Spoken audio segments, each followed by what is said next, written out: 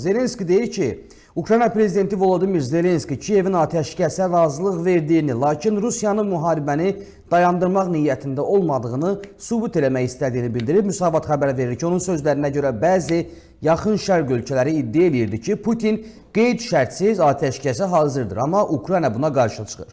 Zelenski isə Moskvanın real mövqeyini üzə çıxarmaq üçün bu addım atdıqlarını deyib. Biz ateşkəsə razılaşdıq və indi hər kəs görəcək ki, Putin buna hazır deyil deyə Ukrayna lideri vurğulayıb. Belə yeri gəlmişkən ərdiyyatda həm Amerika Birləşmiş Ştatları Ukrayna, həm də Amerika Birləşmiş Ştatları Rusiya arasında keçirilən görüşdən sonra Qərb mediasında bu başlıqlı xəbərlər çıxdı ki, tarixi anlaşma, tarixi ateşkəs, ancaq bunun ertəsi gün, hətta gecə saatlarında, saat da mən dəqiq deyim, 00 dünən gecə 00:40 radələrində Rusiyanın kütləvi şəkildə dron hücumları Kiyev və digər böyük şəhərlərə edildi, xəsarət alanlar oldu, zərərlər oldu, eyni zamanda həm də Ukraynanın qarşı tərəfə.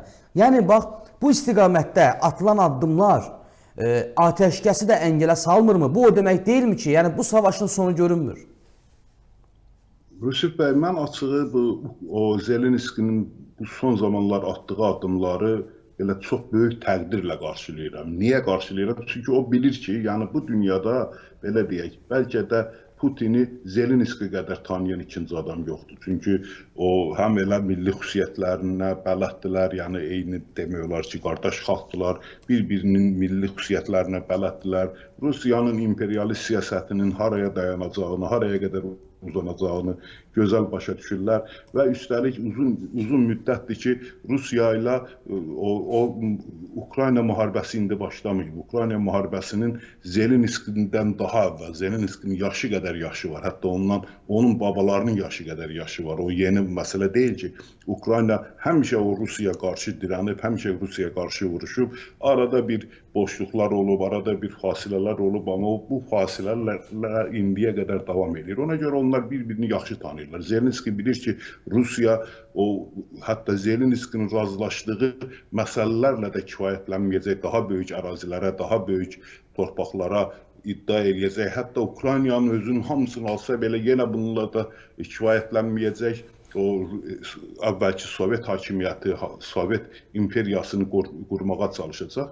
Ona görə bəzi məsələlərdə hətta güzəştə gedir. Necə güzəştə gedir? Həmən razıyam. Onda o bir məşhur bir əhvalat var. Deyir, iki ağa oturur bir qayığa, bir dənizin bu sahilindən o bir sahilinə keçəcəklər. Dənizin ortasında Əzrail peyda olur. Deyir ki, mən burada 2 nəfərin canını alacağam. Bu iki ağa baxır o qayıqçının üzünə, qayıqçı deyir, hə, biri mən, indi o ikincisini özünüz seçin.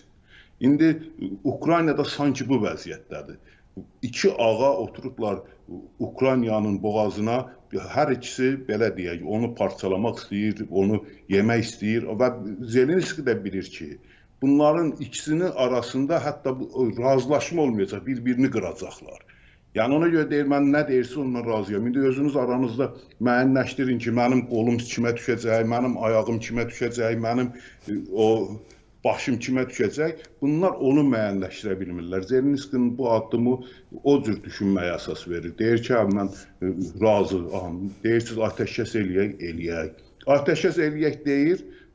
Bu səfər Rusiya başlayır ona qarşı çıxmağa. Bununla da Zelenski əslində Rusiya ilə o Amerika arasında ziddiyyətə oynayır. Yəni indi bu ziddiyyət olacaqmı, olmayacaqmı? Yəqin ki, böyük ehtimalla bu bir ziddiyyətə səbəb olacaq. Çünki Rusiyanın o imkanı əvvəla, belə deyək, iddialarından çoxdur. Adekvat deyil, bəli. Daha doğrusu iddiaları daha çoxdur, nəinki o imkanları, məşhur bir söz var, deyir, layiqət onunla ölçülür ki, sənin iddialarınla imkanların üstə düşsün, eyni olsun.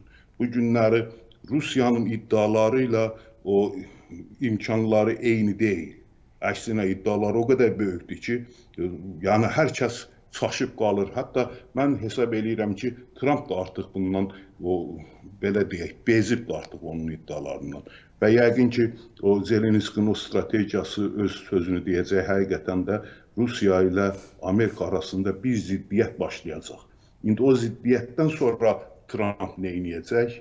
İndi onu biz bilmirik, yəqin ki, bunu görəcəyik. Yəni, açığı, o Zelenskinin bütün hesablamaları buna hesablanıb. Bütün hesablamaları ona istiqamətlənib ki, mən yaxşı, siz dediyiniz razı, amma siz mənim atom elektrik stansiyam kimin olacaq? Bilirsiniz ki, Zaporojyeni Rusiya alıbdır, həmən Zaporojye elektrik stansiyası Rusiyadadır. Deyir, mən verdim sənə Zaporojye elektrik stansiyasını. Buyur, sən onu işlət və yaxud öz adıva keçirirsən, öz adıva keçir. Amma bununla Rusiya razılaşmır. Rusiya deyir ki, mən o Zaporojye elektrik stansiyasını heç kəsə vermərəm, bu mənim əzəli torpaqlarımdır, bu mənim konstitusiya saldığım torpaqlar. İndi bir dənə bunun konstitusiyası var, ağzına gələni o yazır o konstitusiyaya. Ondan sonra deyir ki, mən öz konstitusiyamı dəyişə bilmərəm, bunun dəyişmə mexanizmi yoxdur. Sən ürəyin istədiyi o istədiyi kimi öz konstitusiyaya yazsam da, təbii ki, onun o həll mexanizmini qoymasan, bu məsələlər bir dalana dirənər. Bu günlər Rusiya artıq o Ukrayna məsələsini dalana dirəndiribdir. Bunun axırı mən hesab edirəm ki, ilk növbədə Rusiyanın özü üçün yaxşı olmayacaq.